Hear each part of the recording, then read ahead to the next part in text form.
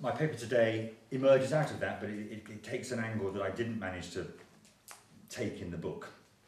So you're not getting anything rehashed here.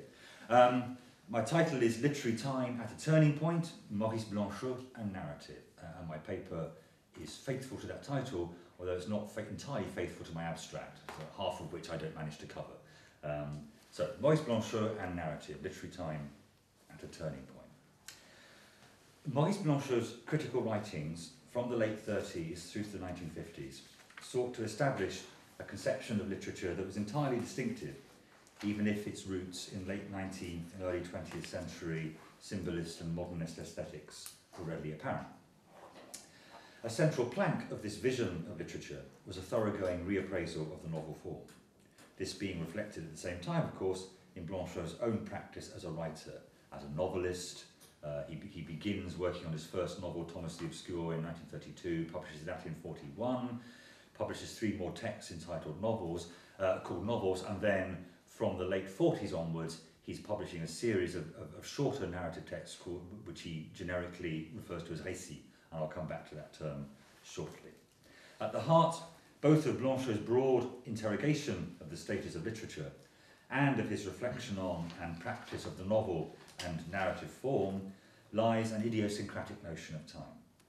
And as I'll be trying to suggest, this is a view of literary time in which the idea of the turning point, le tournant, and in later texts that I'm not going to talk about particularly today, he will keep turning back to this idea of le tournant, of a turning point, and about whether, how one identifies a turning point, whether one knows one's at a turning point. In a later dialogue he wrote, one figure asks the other, are we at a turning point? And the other one, I forget the exact words now, but suggests if we knew we were at a turning point, we wouldn't be at a turning point. So the turning point turns out to have enormous resonance for Blanchot across his writing career, really. But I'm going to be focusing more narrowly in these narrative texts of his.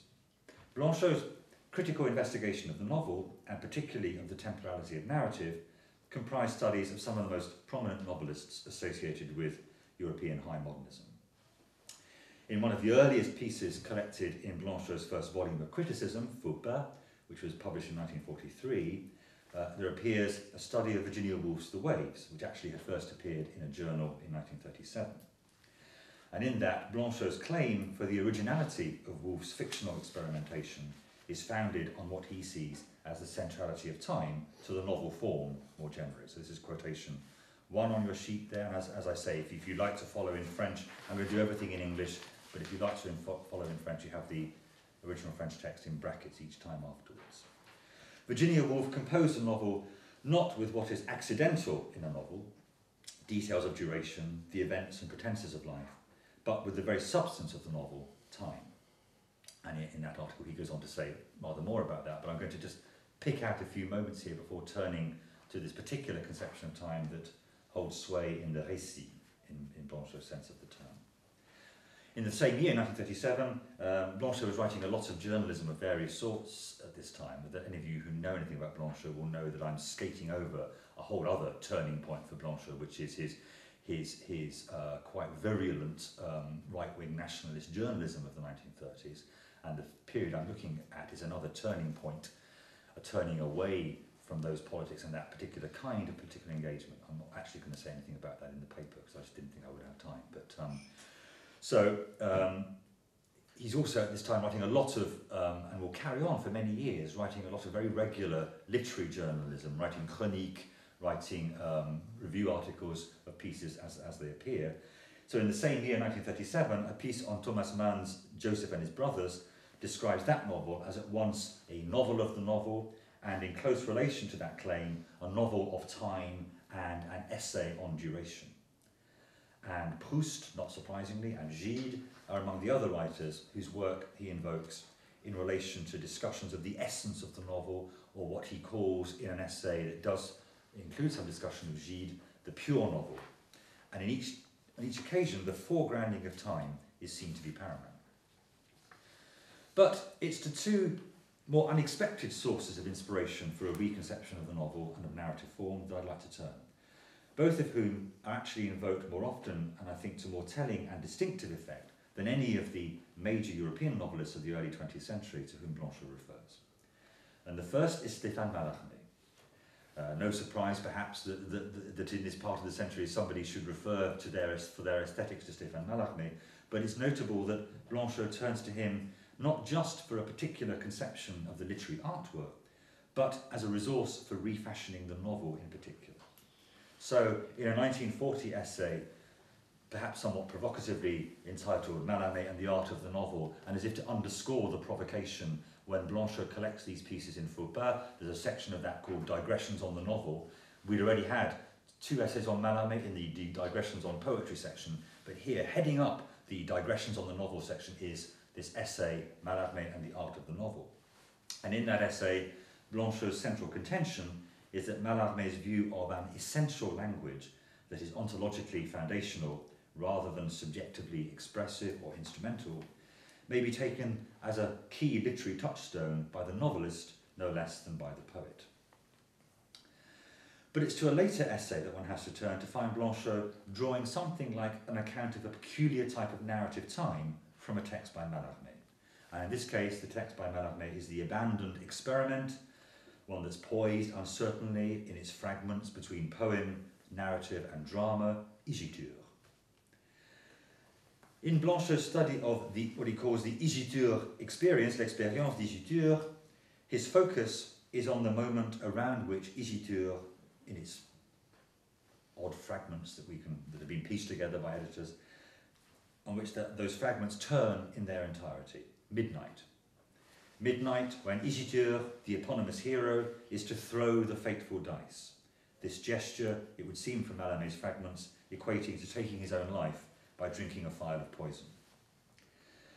The crucial point of Blanchot's analysis is that in what he calls, and he's echoing Mallarmé here, this tale, Mallarmé is using the term conte, the momentous and of course mortal event that's marked by midnight is all at once the turning point around which the narrative of this obscure drama revolves, the end point towards which it is heading without ever actually arriving there, but also the point of origin in which the tale finds its source. Thus, having described midnight as the décor of the text, Blanchot insists that, quotation 2 on your sheet, this décor is in reality the centre of the narrative, whose true hero is midnight and whose action is the ebb and flow of midnight. The tale begins with its end, and that's what constitutes its disturbing truth. From the opening words, the room is empty, as if everything had already come to its completion. The drop of poison already been drunk, the phial emptied, and the pitiful character laid out upon his own ashes. And a few pages later, Blanchot underlines that, according to the paradoxical temporality that midnight suffuses in this strange tale, the turning point of the narrative is a moment which never arrives in the present. Quotation 3. It's at midnight that the dice must be thrown, but midnight is precisely the hour that's only ever struck after the dice have been thrown. The hour that has never yet come, the hour that never comes, the pure, ungraspable future, the hour that is eternally past.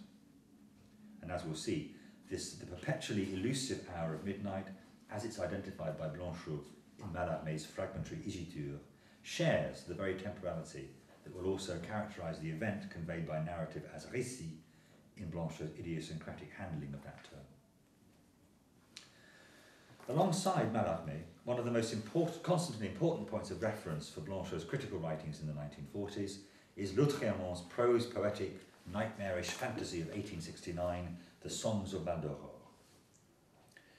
And in the earliest example of this extended scrutiny to which Blanchot subjects Lautréamont, it's an essay of 1940, which again is included in the Faubourg volume in the Digressions of the Novel section. So you've read Mallarmé and the Art of the Novel, somewhat to your surprise, and then you turn looking for more familiar territory, and the next essay is on Lautréamont, which again is not exactly what you might have been expecting.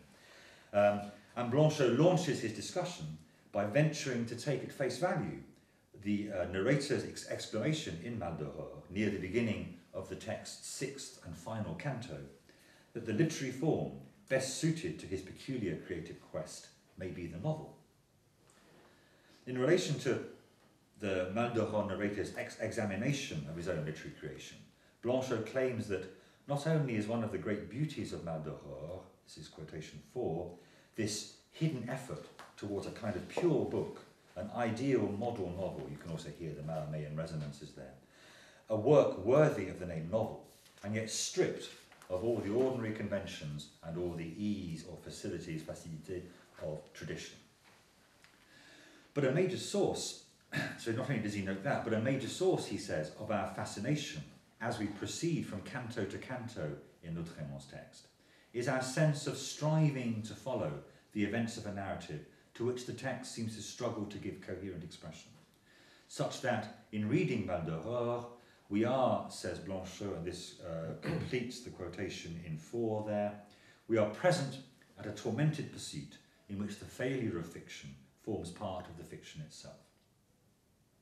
Indeed, this seems to reveal why Lautréamont occupies such a privileged role for Blanchot in his own sustained pursuit of a renewal of the novel, since he suggests Mal d'Horreur may be regarded as, quotation 5, a novel whose main subject is its creation as a novel. And to this extent, the quotation continues, Lautréamont's book shows qualities singularly lacking from the novelistic literature of today, at least in France. Now, unless you take that reference in a very precise sense in 1940, that might seem like a claim that's difficult to sustain in relation to a novelistic lineage that had recently included the likes of Proust and Gide. But it may be that the promise of novelistic renewal discovered by Blanchot in Lautréamont's text arises not only out of its creative self-consciousness, which wouldn't have seemed so, it would seem odd for Blanchot to be making this claim when not that long ago we have the Recherche and we have Gide's novelistic or fictional experimentations. But the interest of Lautréamont arises not only out of this creative self-consciousness that he does highlight, but also from the fantastic nature of the narrative. The fantastic nature which casts a shadow of doubt over everything that takes place within the narrative, as well as from the sense highlighted by Blanchot that the movement of Lautréamont's narrative is a repeated and insistent pattern of interruption and failure.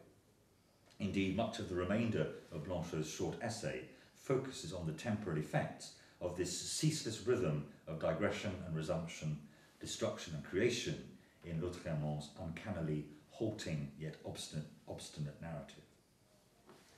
Moreover, Blanchot ties his account of the text's temporality tightly into his provocative claim for its status as a novel, remarking that, I haven't got this quote down on the sheet, but remarking that what is enough to justify the work as a novel is an effort to conceive and create time in a way that is like no other. And the peculiarity of time in Mal d'Horreur seems to derive, on Blanchot's view, from a radical disjunction between the temporality of histoire and the temporality of discours, if that basic narratological distinction is still reliably operative in Lautréamont's text. So, quotation 6, Blanchot says, the style of Mal d'Horreur, of a strange solemnity, of slowness endlessly delayed by a succession of digressions that seem to go nowhere and that nonetheless lead the mind with exalted confidence, makes the most singular contrast with the rapidity of time of which it's the expression. It's through all kinds of leaps and escalations, and at the same time in the most unified, the most solemnly developed rhythm, that the unfolding attains its extreme of speed and violence. This aberrant, incongruous temporality of Mal d'Horreur remains a central concern when Blanchot writes his most important study of its author, which takes up much the larger part of his 1949 book, Lautréamont and Sade. And on this occasion, one of Blanchot's particular emphases falls on the way in which the reflexive scrutiny afforded to the unpredictable progress of Lautréamont's narrative tends to bring to the fore the reader's experience of the duration of Mal d'Horreur, its almost tangible traversal of time. Quotation 7. This is why it seems to us so important to read Mal d'Horreur as a progressive creation, fashioning itself in time and with time, a work in progress that Lautréamont doubtless leads where he will, but which also leads him, he knows not where. The combined effect of Lautréamont's vitally self-scrutiny, the relentless drive of his narrative discourse, and the unpredictably lurching progress of the metamorphoses that make up his tale, seems to be to produce a series of sorties into the unknown, as we, and Blanchot is also claiming in this book, Isidore Ducasse, l'autrement as actually, Isidore Ducasse as l'autrement. So as we and l'autrement are repeatedly brought to the turning point of an event that's at once radically alien and unexpected, yet towards which the narrative seems inexorably driven, as if from the outset it had been undertaken with no other goal than this in view.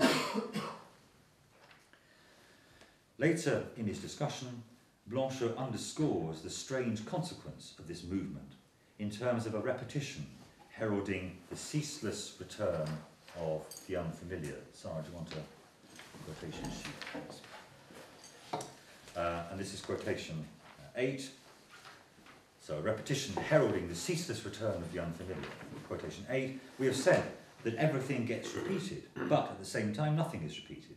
And the very movement which ensures the return of themes and situations also imparts a change that prevents this return. What returns is another situation or another theme which one cannot recognise. This conception of the turning point as an event that's at once the raison d'être of narrative and a destination so strange to narrative that it never quite takes place there, compelling instead a restless and relentless process of turning and returning, takes us to the heart of Blanchot's distinctive handling of the time of narrative as récit, to which I'll now turn. And as I do so, and you'll see this sometimes with my use of the word, putting the word récit in parentheses within the English translation, of course one is constantly facing the question that récit is at once a perfectly normal word for narrative in French, but it has a generic status and is commonly used in the French tradition to refer to a certain sort of, usually first-person narrative of relatively a slight tale of limited referential scope, where typically the narrator is engaged in an act of self-scrutiny of a psychological or moral type. Now, Blanchot's practice of the récit shares some of these traditional features associated with the genre in France, such as first-person narration, for the most part, although Blanchot would eventually move away from that, relative brevity, narrow referential focus, and a certain kind of self-scrutiny, though pointedly not a psychological or moral one. But the examples he provides of key avatars of the récit in his most sustained theoretical treatment of the term, in the pages first published in an article of 1954, and then reprinted as the opening section of the 1959 critical volume, The Book to Come, his examples are enough to tell us that we're dealing with a rather different genre. So rather than say Constance Adolphe or Fromentin's Dominique or Gide's Immoralist, we are given Homer's Odyssey, Nerval's Aurelia, Rimbaud's A Season in Hell, Breton's Nadja, and Melville's Moby Dick. What these very diverse works seem to have in common and share with Maldoror, of course, is given in the title of these pages of Blanchot's, an encounter with the imaginary, such that the narrative that they variously offer is, in Blanchot's words, this is quotation 9, the narrative, the récit of an exceptional event that escapes the forms of daily time and the world of ordinary truth, perhaps of all truth. Blanchot, in this essay, distinguishes between the time of the novel and the time of the récit on this basis. Since the verisimilitude of the novel, he seems to pretty much have the realist novel in mind, generally entails narration that is temporally sequential, both in relation to its narrative discourse. There is retrospective narration of supposedly a prior series of events, so temporally histoire notionally precedes discours, and temporally sequential within the confines of its histoire, notwithstanding the potential for diegetic manipulation of the events making up its story. So the narrator may play temporal games, but nonetheless one can reconstitute, however that's done, a temporally sequential series of events at the level of the histoire. By contrast, the extraordinary event narrated in the récit is not bound by novelistic plausibility. And even though the récit will still typically deploy retrospective narration, it is an event that therefore strikes us, because of its lack of plausibility, less as belonging to a familiar, albeit fictional past, than held in prospect by a narrative which appears to strive forward to grasp it rather than reaching back to retrieve it. Quotation 10, narrative, the récit, is a movement towards a point, one that is not only unknown, unsuspected and foreign, but such that it seems, before and outside of this movement, to have no kind of reality. yet one that's so imperious that it's from that point alone that the narrative draws its attraction in such a way that it cannot even begin before having reached it. But it's only the narrative and the unforeseeable movement of the narrative that provide the space where the point becomes real, powerful, and alluring. Like the hour of midnight in Mallarmé's Igitur, the moment of the event seems to compel its own narration from an obscure and unfathomable past in order to emerge within a narrative where it nonetheless retains an impalpable aura, never attaining the known shape of concrete actuality, and consequently continuing to loom from the receding horizon of the future. Thus, Blanchot summarises in quotation 11, always still to come, always already past, always present in a beginning so abrupt that it takes your breath away, and yet still unfurling like the eternal return and rebirth. Such is the event to which the récit is the approach. And before leaving this account of time in the récit, I want to note something else about the apparent opposition drawn by Blanchot between the récit and the novel, which I referred to at the beginning of this account.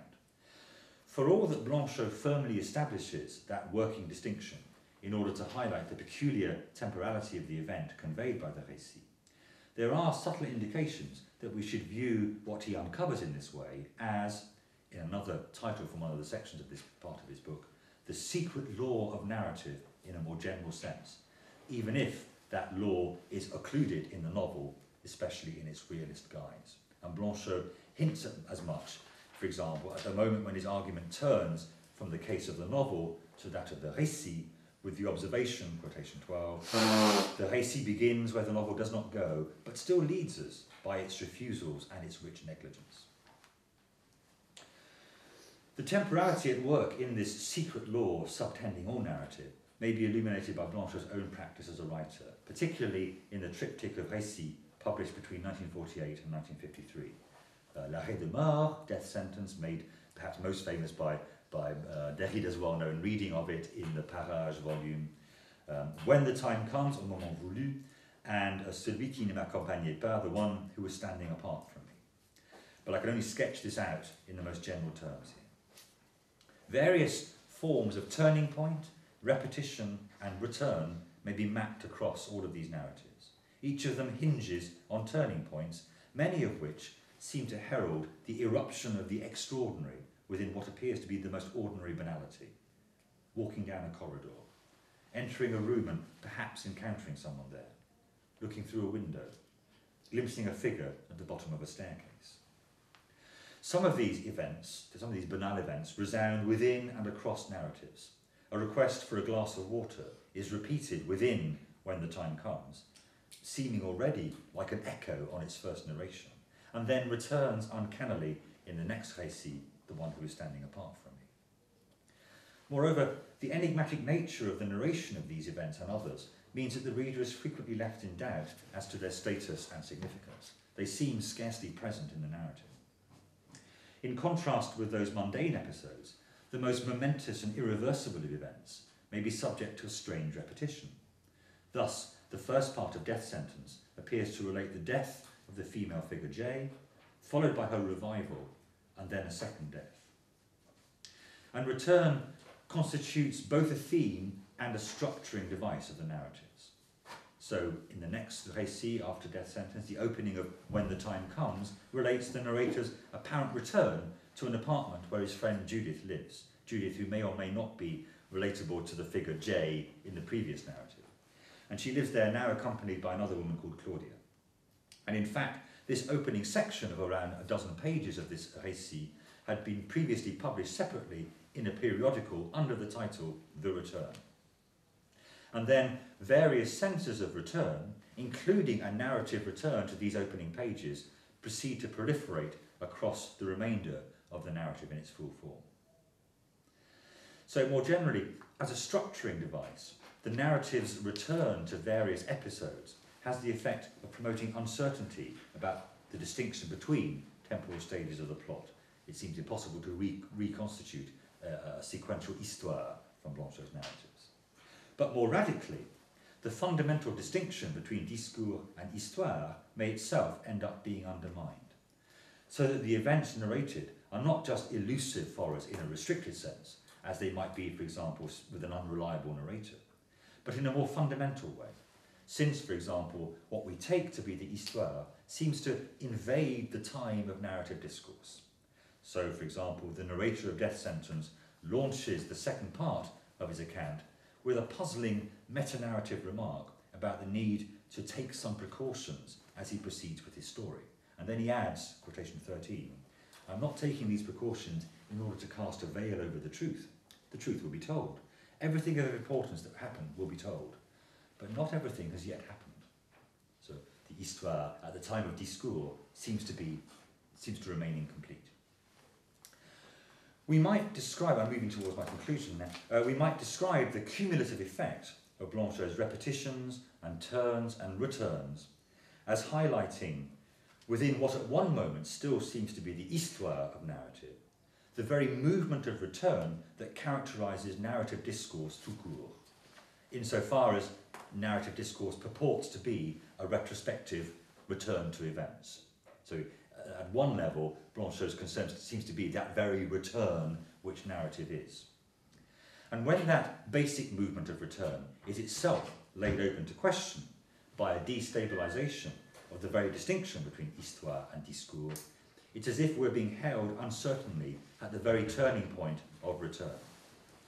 And that turning point itself, that turning point of return itself, undergoes a kind of reversal as the self-conscious metalepsies of Blanchot's reflexive narratives serve as a reminder that what appears as a retrospective return, I'm going back here now to what he said about the strange temporality of the récit that returns to an event that it also holds in prospect. So what appears as a retrospective return is at the same time a prospective pursuit of the events proffered by narrative.